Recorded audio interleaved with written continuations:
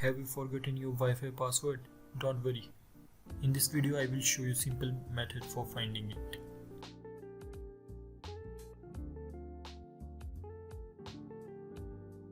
Let's get started. First step is open setting.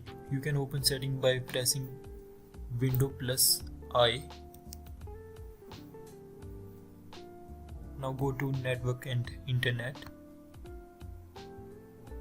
Now click on Advanced Network Settings.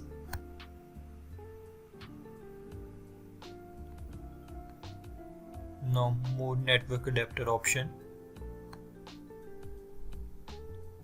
Now just select your Wi-Fi.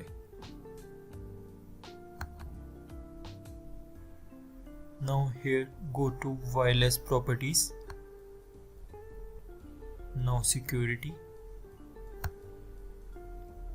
Now just press show characters. Yes. Here is a password.